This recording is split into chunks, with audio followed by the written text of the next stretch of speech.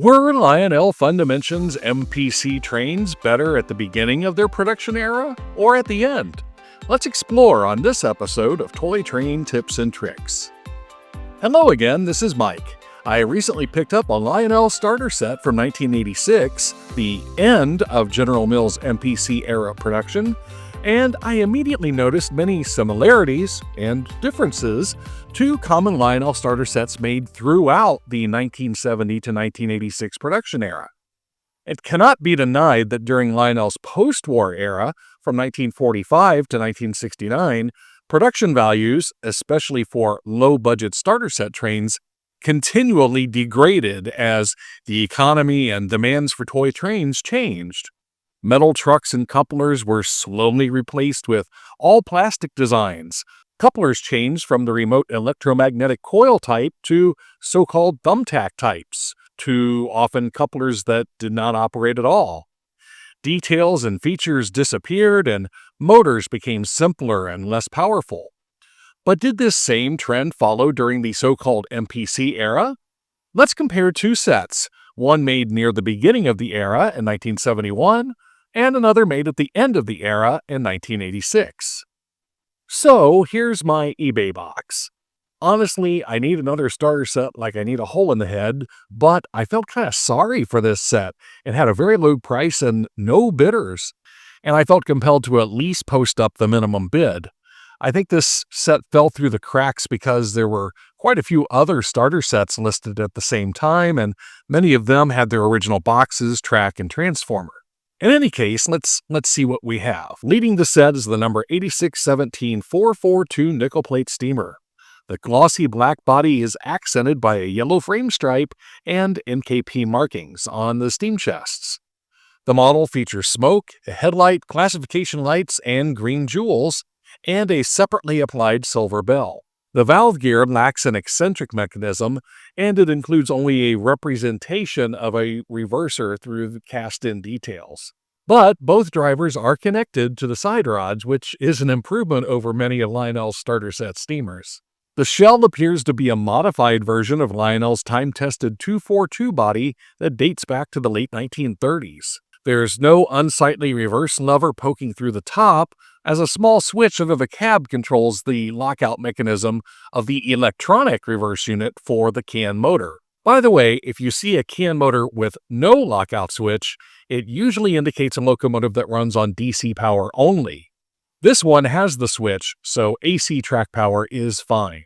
The tender is an updated square freight tender with the so-called bean can, or mechanical sound of steam feature. As the train rolls down the track, the large wheel rotates, alternately picking up and dropping small beads, simulating the chugging sound of a steam locomotive. The tender rides on the typical Symington-Wayne XL70 trucks of the era, and the rear truck includes a working knuckle coupler. The number 7926 nickel plate boxcar is a descendant of Lionel Scout products of 1948 to 1952. This colorful car rides on XL70 trucks with operating knuckle couplers at each end. The car's plastic frame includes cast-in underbody and air brake details. The black number 6254 nickel plate gondola is a direct descendant of Lionel's post-war 6462 cars. And in fact, 6462-2 is cast into the underbody of the car, along with air brake details. Like the other cars in the set, the car rides on XL70 trucks with operating knuckle couplers at each end. My eBay seller lost the original gray number 6137 nickel plate hopper, but substituted a gray post-war Lehigh Valley car in its place, which is fine with me because I needed another Lehigh Valley car to complete a unit coal train for my layout.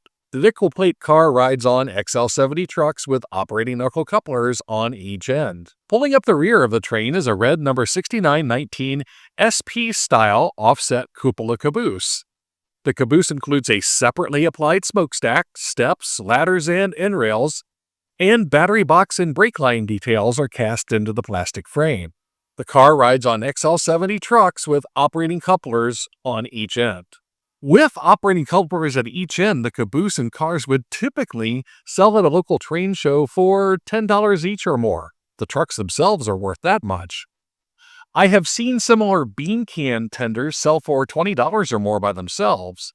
And add in the die-cast locomotive, and you can see that my purchase price of just over $50 including shipping was a pretty good bargain.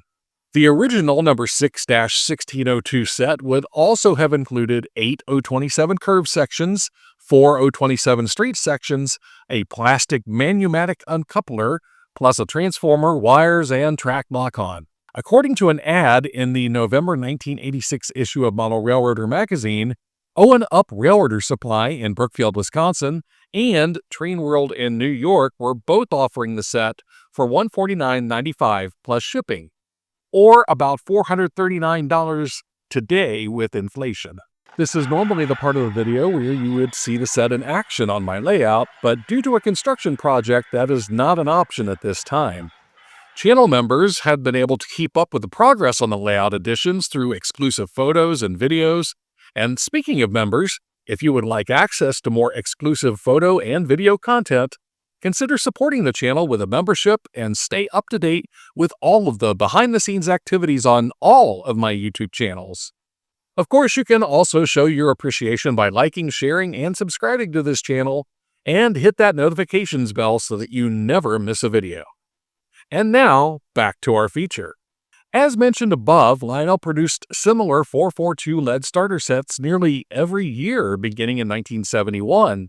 So let's compare my nickel plate set with the original number 1184 C&O, the Allegheny set from 1971. There were several different versions of the Allegheny set, both cataloged and uncatalogued, offered in 1971 and 1972, differing mainly only in the road names of the included rolling stock and the type of onboard sound system included. The number 8142 was the first 442 steamer offered by Lionel.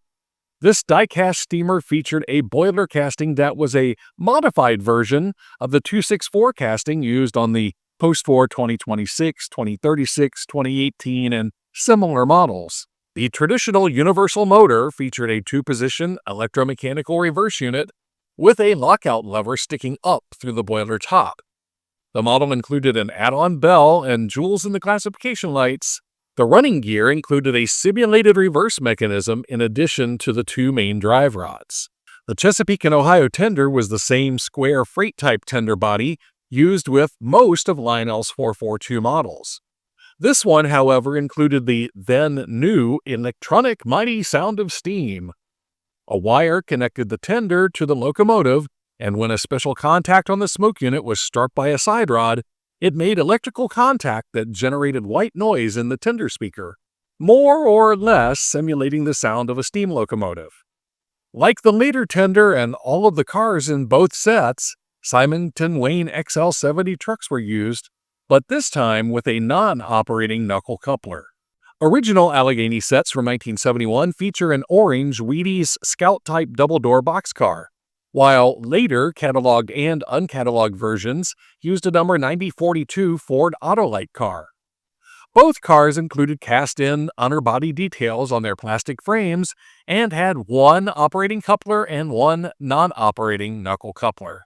The number 9141 green Burlington Northern gondola was also based on the post-war 6462 car with an all-plastic body and one operating and one non-operating knuckle coupler. Next up was a number 9013 Tennessee, Alabama, and Georgia twin bay hopper car.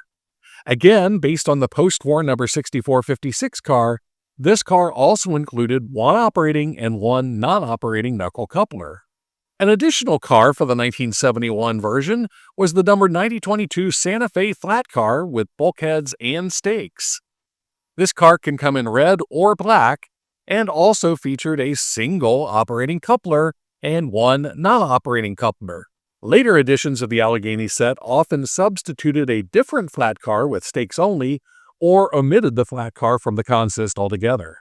And guarding the rear of this train was the number 9064 Chesapeake and Ohio SP-type offset cupola caboose, again sporting a separate smokestack, steps, rails, and ladders, along with a detailed plastic frame. The caboose again features only a single operating coupler. The original set also included 8 O27 curves, 4 O27 straight sections, one uncoupler, 2 figures, and suggestions on how to turn the foam packaging included in the set box into buildings. The set was listed in the 1971 J.C. Penney catalog for $44.99, or about $357 in today's currency with inflation, a little bit cheaper than the 1986 edition. So, did the quality of these sets decrease between 1971 and 1986? Let's compare them side by side. The biggest difference between the sets comes right up front with the locomotive and tender features. The 1971 version has better side rod detail, but has the unsightly E-unit lever protruding through the top. Although different castings, the two boilers are similar in their level of detailing. Whether the change from a conventional motor to a can motor is an improvement or a detriment is mainly a matter of taste. Original motors tend to have a bit more lugging power, but they are noisier and not as smooth as the can motors. Visually, the tenders are the same except for the operating coupler on the nickel plate version. And the sound system is also largely a matter of preference. Some prefer the electronic sound while others find it to be distracting noise. The bean can sound is basic but effective at higher speeds.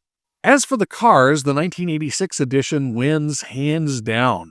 Having operating couplers at both ends of the cars, and even on the caboose as well, more than offsets the added value of the extra car. Overall, I would give a slight edge to the nickel plate set in terms of quality and value. When comparing dollars to dollars, it is a bit more expensive than the 1971 version, but considering that Lionel produced less variety in 1971, and thus more units of each item, that could account for the relatively lower price of the Allegheny set. It could also be that General Mills had pockets deep enough to accept a lower margin on their Lionel train investment, at least in the early years, in an attempt to re-establish the brand name. In any case, comparing these two sets side by side shows us that, unlike post-war Lionel, which experienced a significant decline in product quality between 1945 and 1969, MPC-era trains remained relatively stable in quality and may have even improved a bit over the course of their run. Once again, the once common expression among hobbyists that Lionel MPC trains were junk compared to post-war era trains has been debunked. But whichever brand or whatever era you prefer, keep the trains running, and we'll catch you next time with more toy train tips and tricks.